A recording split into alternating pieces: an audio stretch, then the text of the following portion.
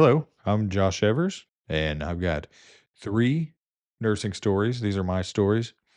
These are not educational in any way. They're random from my list of stories I wrote down here. I got a bunch of them. Um, like I said, if you're here to learn, y- this is probably going to be the opposite. But hopefully it'll be fun. By the way, if you have any stories that you'd like me to tell, you got some funny stories, spooky stories, romance, whatever. Send me an email, josheversnurse@gmail.com, and I'll be happy to read them on here for you, unless they're terrible. Okay, let's get started. First story is called Anesthesia Cowboy. I make the names. Okay, so if you're working in a hospital, like on a med surge floor, and you're getting a patient from surgery, usually it's just an empty room. There's no bed because they're going to wheel the patient in on the bed that he's there in post op on, and sometimes family will be waiting in the room for them, just sitting around in the chairs. And so this patient that I was getting had a ton of family in there. It was, you know, big old fire hazard. There was not enough seats. People were standing up, but but it was a good crowd. They were friendly. They were kind of loud, and it was it was like I believe that the patient was there visiting from out of state, and so he had family here, and he had family from out of state here too. So somebody was it was like some kind of family gathering or something, and it was just full. And it's one of those rooms that you can either have a great time in, or you're going to get like super anxious in because you could it could be one that you could walk in, do what you got to do, sneak in and out. Nobody even notices you're there because they're all in their conversations. Or it's one when you walk in and they're like, "Hey," and then you gotta be on. And sometimes that's fun. Sometimes it's like, "Yee, I'm busy," or I just I ain't got the energy, whatever.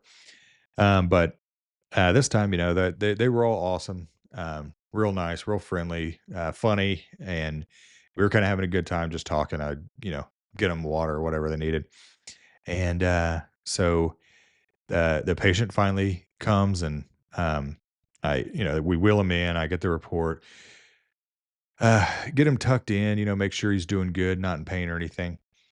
He's like in and out of it. He's like barely awake, and just kind of goes to sleep. I come back a little bit later, all the family's still there. They're getting louder and louder because he's awake, and um, they're having a good old conversation. I walk in, and he is awesome. He's this big, boisterous, like he sounds like a oilman, like he's like, "Hey, come on in here," "Hey." He's like big, like Southern gentleman. You can imagine him wearing like a suit and like a bolo tie and a big old hat, and just over the top and fun. And he's feeling good. He's doing really good. Everything was great. I was in the room for a little while. It was a little bit overwhelming, all the people in there, and him, his big personality, and just but it was cool. It's fun.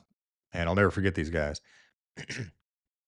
And anyway, so I make sure he's good, doing good on pain, all tucked in, ready to go, uh, settled in, whatever.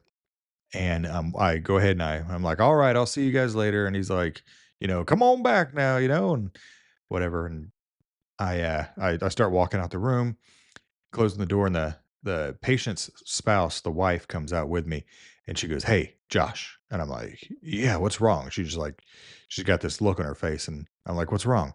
And she's like, "My husband does not have a Southern accent. I don't know what's going on right now." And I was like, "What?" Like, he sounds like Colonel Sanders or whatever. And she's like, "How long is this going to last? How long does it usually last?" And I'm like, "How long does what usually last? I've never heard of this before. I've never seen this before. This is wild." And I was like, "I don't know. If it doesn't go away, I guess we can talk to the doctor, the surgeon, anesthesia, whatever." And she's like, "All right, And, she's just kind of like, "Okay." Uh, and I'm like, "That's wild," And I go talk to another nurse about it. I was like, "This guy is crazy. That's wild." And anyway, so he was good. He slept most of the night. Uh, Great patient, perfect.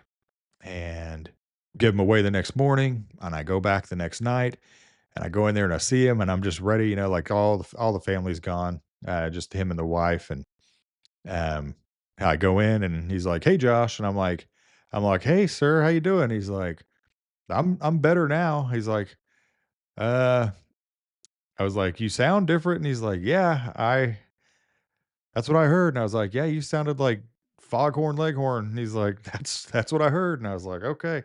Well, I'd never heard anything like that before. It was kinda like it was kinda like he had foreign accent syndrome, except for it wasn't foreign, it was just a little south from here, and, it was wild. Never heard of that again. I wish it would happen more often because he was awesome. Okay, the next story is called, um, the photo op. We'll call it photo op. Um, okay, so I was asked by another nurse if I could go in and help her with a dressing change because the patient was a male and he had made like sexual remarks to another nurse before. And I was like, "Yeah, yeah, no problem," you know? So I go in there and he had so this is something I will teach you something here. Don't pick ingrown hairs, especially anywhere near a gross area. Um, don't I mean, nothing below the belt, nothing in any kind of like skin folds or anything like that. Just don't pick ingrown hairs. I know I do it. It's fun. It's like addicting, but after this story, maybe just don't because this guy had a super gnarly wound. So this guy was there. So the dressing I was going to go change was for a guy who had picked an ingrown hair. It got infected, and it ended up being about the size of like a dinner plate. It was pretty gnarly. The dressing he had, if you guys know, it was like, these one of these like it's like a window. It's like a big clear piece of plastic that you put over. You clean it off and do all that kind of stuff, and then you put this big thing. It looks like a window, so you can still see it. You can't actually see it though because it's like covered up with gauze and everything. But this was like so his wound was like kind of below his belly button and down towards his dangler, and it was about the size of like a small dinner plate. It's like anyway. So we go to change this dressing, and the guy he's got like real like New Yorker, Italian-y, like I actually like this guy, even though he was like a creep to this other nurse or whatever. He was fun, he was funny, and he kinda looked like Ralph Macchio, and he had that like, "Hey, come on," like, New York area. And so we're doing the dressing change, and we start pulling everything off, um, and he's sitting there and he's talking and joking and, having a good time, and, then we finally get everything opened up and we're starting to clean it off, and he looks down and he goes, "Oh my god," and, like, he just has this look on his face, his eyes, and we're like, "Oh, no, he's about to pass out or throw up or something like that. He's gonna vagal." And so the nurse I was with, she's like, don't look, close your eyes." And he goes, "No, no, no, no, no, no." He goes, "Get my camera. I gotta show my boys this." And we're like, "Oh, okay." Ralph Macchio, photo op guy, says it. So listen, don't pick at ingrown hairs, and definitely don't do it with like needles and stuff, because you have no idea how often those get infected. So sorry, that was a little bit of education there. You know what? Do it. No, it's fine. Okay, the next story is real quick, and it's called my best shift ever. And this is a true story. It was my best shift ever, and it starts like this. I walk in to work. I clock in down at the hall by the parking lot, which you're not supposed to do. You're supposed to wait till you get upstairs. But come on now. And so I clock in, and luckily I did clock in because I hop on the elevator. The elevator makes a really weird sound and it kind of falls down a little bit, and it's stuck. I'm pressing the button, trying to open the door. I do the thing where you kind of like pull to open the door up, and I do that. I can see stuff like gears and whatnot, and I'm stuck and I'm pumped. So pumped. This was during COVID. I did not want to go to work at all. It was my last day, and of that week. It was like my third day or fourth day, whatever I was doing. And I was stuck in the elevator, and I was just like, I'll call in a second, And actually, I pressed the button to call, and nothing happened. It didn't work. And so I was like, okay, this could buy me a little bit of time. So I'm just gonna pretend like I'm pressing the button, but I wasn't. I did press the button, but I was pretending like I didn't realize I wasn't doing anything because they're supposed to like talk back to you or whatever. And so then a few minutes later, I called my floor and I was like, "Hey, I'm stuck in the elevator." And by that time, I was a few minutes late, and it was great. And it was cool. I had food in there. I had like a monster, and so I just kind of like camped out in there for a little while. It took about an hour and a half, 2 hours, if I remember correctly. It was great. I mean, I can't tell you how good this was because I did that. My charge nurse at the time took my patients, ended up like passing my first meds out. And when I get back up, I think that I don't know. It just worked out so perfectly.